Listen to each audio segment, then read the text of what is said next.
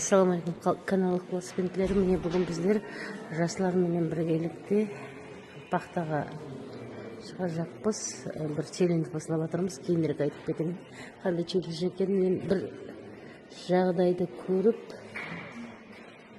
қуандым. Қараң, қазір автобус жиналуын күтіп тұрмыз, адамдардың мына қыздар отырып кітап оқып отыр. Рахмет жастарымызға. Яғни бұл кітапхана жастар орайының ішінде қыздарымыз кітап оқып отыр. Мына жағында жігітлеріміз шашқы ойнап отыр. Яғни қарасаң, уақытының бір минутында бекарға өткізбей жақ. Уақыттан үнемді пайдалану керек. Бақтаға жол алдық. Міне жастарымыз автобусқа мінді. Және қосымша автокөліктер. Болды онда жауап дейін ба? Болды.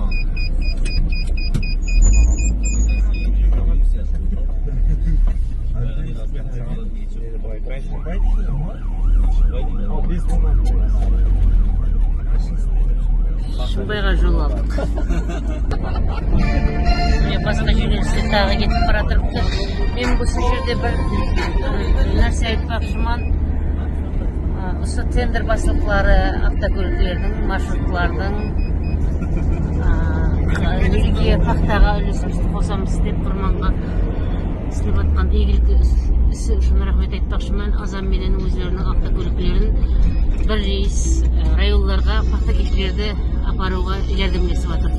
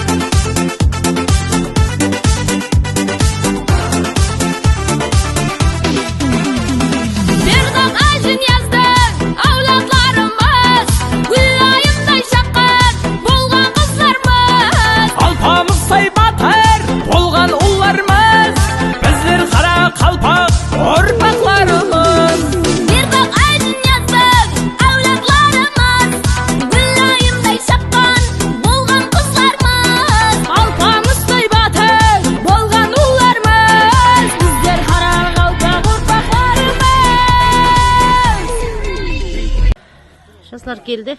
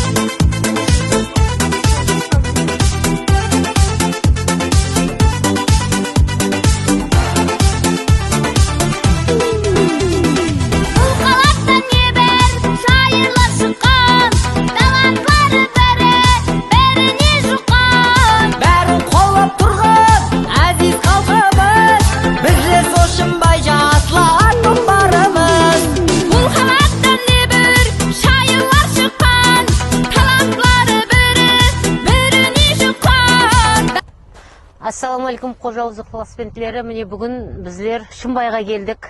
Тазғара апыжы келу мақсатымыз жастар істері агентлігі менен біргелікте бір басламаның, челлендждің текашысы болып жатырмыз. Қайрат інім, біргеслесіп жүрген. Біздер әзір бүгінгі басламамыз өзгеше, бұрын болмаған жастар істері агентлігінде. Яғни сол хақында Қайрат азырақ түсінік беріп өтеді. Міне бүгін Қожауыз телеграм каналымен біргелікте. Біздер өзі Қожауыз телеграм каналымен біргелікте көплеген проектлерді, көплеген жойбарларды әмелге асырып жатырмыз. Һәм бүгін соның бір давамы сыпатында Пахта Адызда Ақалтын Қарманына жастарымызбен біргелікте, жас үлкен нұранияларымызбен біргелікте көмеклесіп, һәм сәубетлесіп, осы жерде Пахта атмосферасын жастарымызға көрсету мақсатында бір жойбар баслағанбыз. Селі жойбардың атын қойған жоқ едік. Енді жойбардың аты әзір Пахта терім бапазында бастап бір нетіп ойлап отырмыз. Өзің бағана сөйлескенде айтқанымдай, бір далада екі әулеттің ұшырасуы дегенде, бұл ұшырасудың мақсаты біздерде біріншіден алтын қырманымызға үлес қосуымыз болса, екіншіден осы екі әулетті енді бір рәсмейсіз табиғат қойнында ұшырастырып, сәубетлестіріп, үгіт насихат жұмыстары алып барылып, һәмде бір азырақ мотивация беріп бұларға. Сол себеплі жинаған едік. Енді менде бір пікір келді. Екі әулет бір мақсат. Яғни һәммеміз бір мақсатты жәмлескеміз бұл жерде. Елімізге, отанымызға қызмет ету, пайдамызды келтіру. Һәм мына әулетлер арасындағы байланысты үзбеу. Себебі мысалға жас үлкендеріміз үгіт насихат жұмыстарын алып баратын болса, жастарымыз соны ұғып, өзіне бір үрдіс әдет қылып алып, өзіне сіңіріп, өз арқалы өткеріп, һәм бір жәмиетімізге ұсын тарқатып, өздері үлгі болса, өрдек болса деп. Бағана өзіңіз айтып отырып едіңіз, қазіргі жастарымыз психологқа барады. Егер оны осы қарияларымыздан, жас үлкен нұранияларымыздан солардың үгіт насихатларын алса, біздерде ешқандай өмірлік тәжірибесін алса, солардың айтқанымен жүрсе, біздерде психологқа деген бір мүтәжілген болмас еді. Һәм бұл жерде біздер осы жастарымызға қазіргі күнде жаратып беріліп жатқан имканиятлар, себебі алдыңғы жылдардағы Пахта қандай болды, бұрынлары Пахта қалай болды, һәм әзірдегі қалай болып жатыр, достар ақында бір сәубетлессе. Дұрыс айтасың, Қайрат, мен расын айтқан Пахта Адызға бүгін түсіп атырып, өзге айтып бердім, жаман жерде жігітлерге айтып бердім. Біздердің уақытымызда Пахтанда қандай еді? Енді қызықларына айтып бердік. Біздердің өзіміздің шоқлықларымызда айтып атырман. Һәм терімге, Пахта Адызда теруге жаратылған шариатларды мемлекет тарапынан. Енді уақытлар біздер студент деп баратын едік, мектепте баратын едік. Енді расын айтқанда біздерге пұл берілмейді еді терімге. Тек енді түсініп атырмыз мәжбүр екенін, бірақ біздер сол уақытта бір патриотизм деп түсінетін едік. Бірақ бұл патриотизм емес екен, бұл мәжбүрлеу екенін енді уақыт өткеннен кейін қарап отырмыз. Сол уақыттар бізде пұлсыз теретін едік. Бұндай қазіргідей Пахтаның бағасы шығарылмайтын еді. Сентябрьдің басында кеткенімізді неге? Декабрьде, ноябрьде қайтамыз. Ноябрьде қайтамыз. Сол себеплі бүгінгі челленджді біздер қазір нөкіс жастарыменен басладық. Бірақ бұл челленджі Қазақстан Республикасы жастарының барлығы қолдап қуатлайды, һәм давамлайды деген үмітте баслап жатырмыз. Челлендж баслағанда бұл құры әпуайы бір мотивация қылып шақыру, агитация, үгіт насихаты емес, біздерде де сыйлы сауғаларымыз бар. Яғни қызлар, жігітлер, ең көп тергенге пеш беріп атырыпты Шымбай район хакимияты, һәм одан кейін басқа белсенді жастарға да сыйлы сауғалар бар. Ал олай болса, күн давамында жарытып барамыз. Қарманға берекет. Ісіміздің сәтін берсін.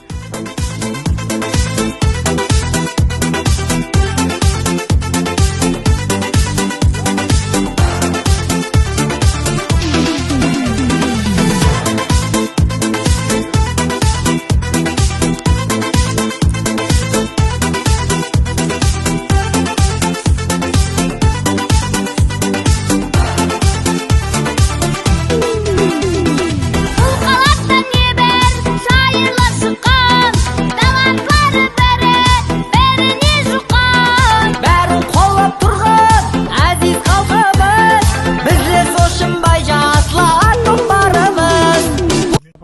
mına miras farklı birinci mərtə görüp ba?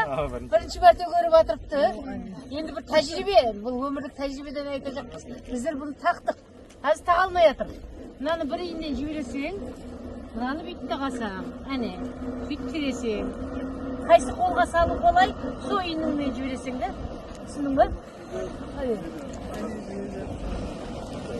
Hazırғы sortlar мен баяғы sortlar бәрі басқаша ғой. Hazır баяғыда үлкен болған деп атыпты. Hazırlar кішкентай. Шымбай 47-27 сорт бар еді, адам бойын дейді.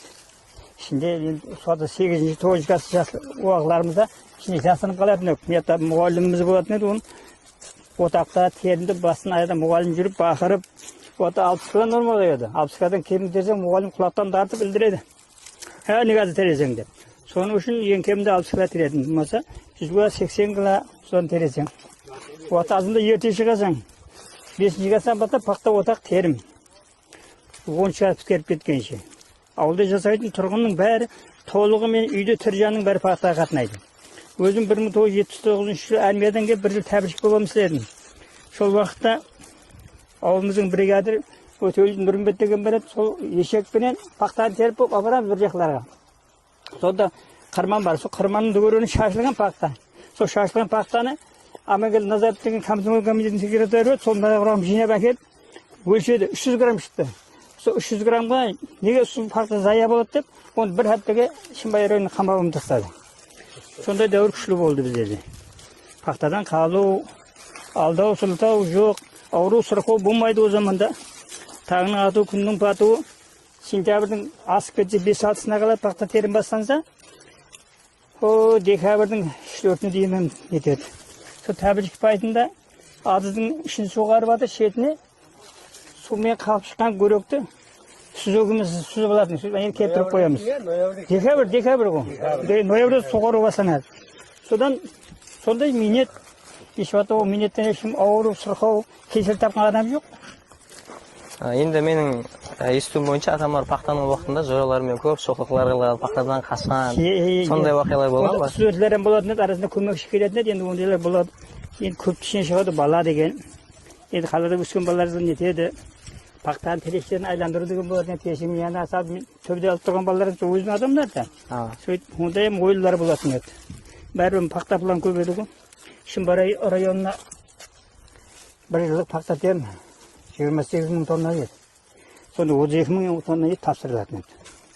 Орта пақта жүдік күшілмейді. Жақсы терімлерім. Адамдар теретін еді 3 түйіннен басылады. Әдік уақытта кейін 5 түйін. Сол күзге дейін айту 15 түйінгі бар қылады ғой.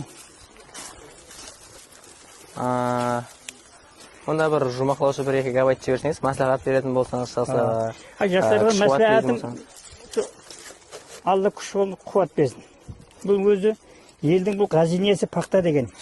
Сол пақта арқалан көзімізді ашқалы, сол пақтаға жуырамыз, жуыртамыз. Еш уақытта ешімнен кем болған жоқпыз. Ұл өсірді, қыз өсірді, қыздарымыздан, ұлдарымыз пақтада жүрді. Әйтеу осы елде жасап атқан ауыл ағайларың бәріміз пақтамен күн көрді. Сол пақтаның арқасы су келеді, диханшылық қыласаң, не ішемен, не жейміз соның арқасын деді. Жастарыма осындай ерінбей, жатаған болмай, Алла күш қуат берсін, бәрі еліміздің қазинесі ғой. Қарақалпақстан, Өзбекстанымыздың қазинесі бұл. Бұдан әйтеуір тіршілікке әме киім-кешек дейді, басқа нәрсе сайдың уағында осы нәрсе болды. Әме уақытта пақтаны теп тапсырамыз. Сол пақта еш бұл таза ақ болғаны, көлің ақ болып келсең, әме уақытта күш қуат болады. Бұндан еш ауылымыз Қоскеройымыздың атынан шықты. Басқа да көп недер пақтаның атынан шығатын адамдар көп. Елдің таза нәрсе ол. Дұрыс айтасыз. Аппақ пақта, сол пақтаны бұл ақында талай-талай қосқыларым шығып жатыр. Себінің үш кім болу қатты назар. Ол балама, жасқа, қарыма. О заманда қарыларым келіп теретін еді. Сол қарылар келіп терген уағымызда, о қарыларым әйтеу 8-ға 10-ға терсе, оларым келіп қол көмегін береді. Ол еш айт нәрсеміз бұл. Сен қары екенсің, сен жас екенсің демейді. Бәрі отан үшін үлес қосқанның еш зияны жоқ. Жастарымызға бектен денсаулық тілеймін. Сонда күш қайрат. Еш уақытта шаршамадым. Бұл отан үшін, халықтың үшін істесең, еш ауру сырқау болмайсаң, сұмлық пұмлық керек емес. Өмір алдыңызда. Қандай жақсы заманлар әзір. Жеткілікті. О заманларында не болсам, әзір қанша жақсы заманлар өтті. Тоқ. Балалар деген, о zaman студентлерді өздеріңізден қабарыңыз. Студенттер пақтаға барып сайтын еді. Онып жатып, макрон шорпа. Şimdi go'shiga бар жер жоқ. Мен бала уақытында сондай ажығамлар, үйге көп адам келетін еді, пақтакешілер, сіздерім барып сатқансыз ғой сөйтіп. Үйде көп студентлерім болды, студенттен бақтық. Олармен даже қатынасып кетті, біреулер Шумынай, Мойнақ, Қораттан келгендерім болды. Кәдімгі университеттің литература, сөзіп көзіндері жатты. Математикалар жатты, әйтеу көп. Ағайлесіп десең, үйінде болады. Одан спорт школдың балалары келіп болды бір заманларында. Олармен жақсы қатынасып. Қазір өкшіге барсақ, біреу ярым танысып танымаймыз. Ата бая пақтада болып кетіп, жүгіп кеп сәлемдеп, шырағым бақытлы бол дейміз. Бұл пақта деген сондай дос жағын ағайын туғанды арттырды. Балада рахмет көп. Көпті. Аман болсын. Ат фамилияңыз? Айттым ғой өлден. Қайтын айтып Баймұрат Мырза болады. Осы Талғара Абыжы Әбу Бәкір фермер қожалығында тұрамыз. 70-ге келдік, олар 70-ге келмейді. Не, біздер бүгін пақта атында жүріппіз. Енді айтатынымыз жоқ, біздердің дәуірімізде пақта деген біз өзім 3-ші классынан бастап пақта тердім. Біз 3-ші класс уақытында, оқып жүрген уақытында біздерді мектепке жақын жердегі атсыздарға апарып пақта тергізеді тұғын. Сол уақытта 3 кіла, 2 кіла пақта теріп қайтамыз. Ол күндері пақта теріп уақыттан қыстың күні болады ғой, бұнда қыс болады ғой еді. Октябрьдің аяғында іштерінде қатты суық тұратын еді. Сол уақыттары барып пақта теріп,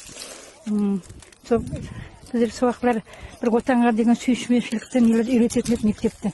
Отан үшін қызмет қылсаң, пақтаны көп терсең, отаның бай болады. Ертең сіздер оқисыздар, үлкен ережедесіздер, районды гүлдендіресіздер. Пақтаға барымыз, инициативасын пақта көп баратығын едік. Енді ол уақытлары пақта деген бір, қазір енді ондай еместер, бұл уақытлар біздер районымыз көп пақта тапсыратын еді.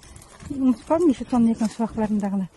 Алдын ақша алатын беніз пақтаға? Ақша деген жоқ. Солардан айтып отырмын. Солардан айтып отырмын. Отанымызға қызмет қыламыз ғой. Ақша жоқ, ақша бермейді. Еріп теріп кетеміз пақталарын, барғымыз келеді. Қызық еді? Достарымыз қызық болғандықтан атыздың басында пақта тереміз, қосық айтамыз, түсті ауқат жейміз. Кешке шікім пақтаның басында боламыз, кешті қайтамыз. Ертең таң атқанша шыдамайтын ек қой. Таң қашан атар екен, пақтаға қашан кетеді екен сәй деп не? Уақытыңыз қалай өткен білмей қалатын едіңіз? Қатып өткен білмей қалған. Сол 3 ай пақта терім болатын еді. Сол 3 ай пақта теримнің қалай өткен білмей қалатын еді. Күн өткен шашау деген жоқ, милет жоқ. Біз пақтаға апарып жатырсың анау деген. Жақсы едік, білмеймін енді әзірім жақсы ғой, әзір жасыларымыз мінекей. Рахмет, сондай келіп, отанымызға қызмет қылып жатыр. Шымбай районның халқына өздерінің қызметін көрсетіп жатырды, көмегін көрсетіп жатырды. Пақта деген осы. Біздер кейінен қонаға барғанымыз айта берейік пе? Қонаға барғанымыз. Айта берейік. Кейінен мектепте жүргенде 7-ші класс уақытларынан бастап қонаға барасың оны. Сентябрьдің сол октябрьдің 15-лерінен бастанады, қонаға апарады. Сөйтіп қонада жатып, пақта теріп 10 күні үйге қайтып барамыз. Сол 10 күнде үйге келгенде, бір күн үйде қонғың келмейді да, тезір кеткім келіп пақтатысыға барғым келді. Пақталар аппақ болып ашылып мінекей мынандай қара. Соны теруге асыға тұғын едік. Продуктын апарады басымызға. Шамамен неше жыл болды? Неге неше жыл болды?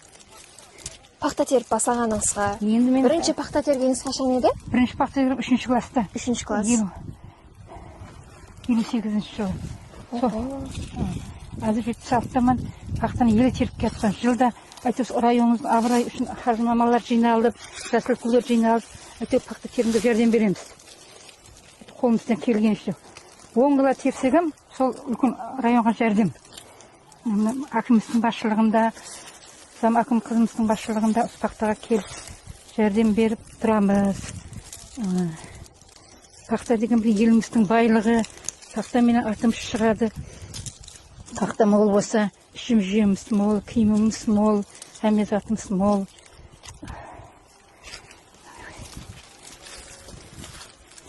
Келін апа жұмақ бір гап айтың. Жұмақлап айтқандым, енді мына жастарымыз келген екен, жаңа көріп отырсыз, өкістен жастар келіп жәрдемге келген екен. Рахмет, балаларымыз жұмыстарында табыс болсын, оқуларында табыс болсын. Сол балаларды отанымыздың өрленуіне, халқымыздың, еліміздің жақсы жасауына қызмет қылып отырған екен. Рахмет. Бұл енді пақтаға келу, пақта теру бұл минеттің бір түрі.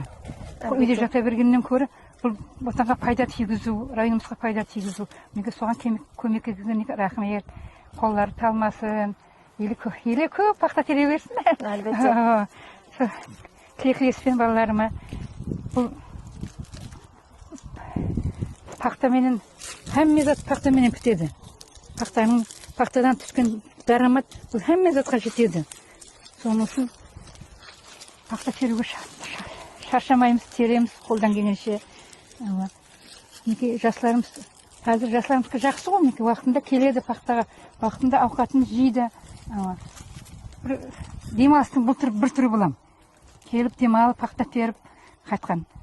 Біздердің уақытымыз ондай отырып, қосаға ойнайтын еді, бірақ мұндай бір районлардан келіп, жәрдем беріп, бірге танысу, анау деген жол, тек районымыздың пақтасын теріп қоя.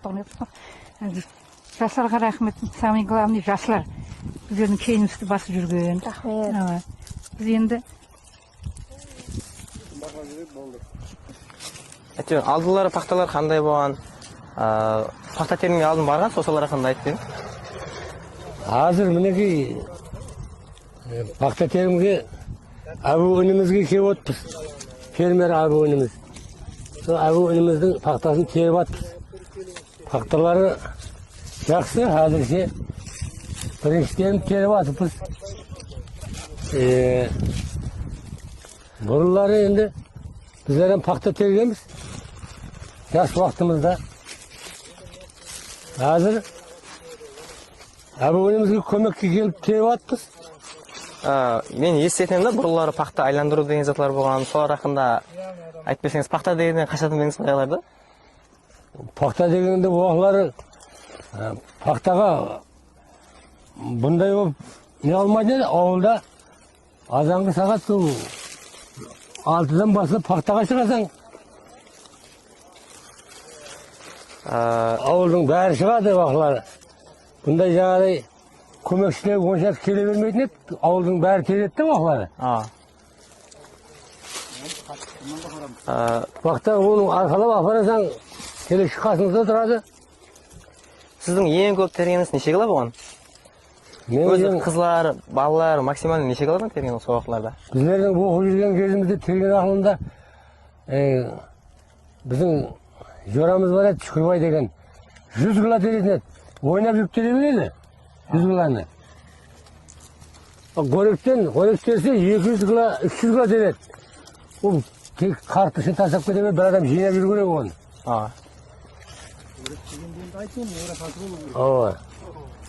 Сіз қанша тергенсіз максималны? Мен максималны енді мен онша көп тере алмайтын едім, мен 70-80 кило теремен ғой. Ойнап жүріп тереміз да. 70-80 кило. Ол уақытларда қазіргідей пақтала тергеніңізге ақша төленетін бе еді? Уақытлары төлейді ғой. Терімнің уақытында төлейді ғой. Қаншадан төлеген? Қазірдері 1800-2000-дан төлеп жатыр. Сол уақытларда қаншадан төлеген? Оқылары класы 5 тиын ба, 10 тиын ба, әйтеуір сондай еді ғой, кейін ала. Қазіргі сенаменен не ғой? Басқаша бұл, қазіргі сеналар. Енді бәрібір құны болған ғой. Оғылар ақшаның құны бар еді, қазір ақшаның құны төмен түсіп бар ма білмеймін. Бірақ болады. Қанатқа берекет дейді. Енді қазір теріп жүрген кеулі жастар бар, соларға берер мәслихатыңыз болса? Мәслихатым менің су мемлекетіміздің қырманына үлесін қоса берсін пақта теруге. Қармай талмай жүре берсін. Басқа не қыл дейміз? той дегеннен бастап мал союға келер қассап қоңсы құба жұмсын таслап жиналады тойханада жасы кіші ұлысы да бір-біріне сыйласықты әзірлесер арасында қарақалпақ тойларында басқа жерде мейман келсе қонақ жайларына кірсе айран қалады біздерге үліп әдетлерімізге сағаранан бауырсақлар палау қанды ақсаулақлар тұрар дастұрханларында қарақалпақ тойларында тойында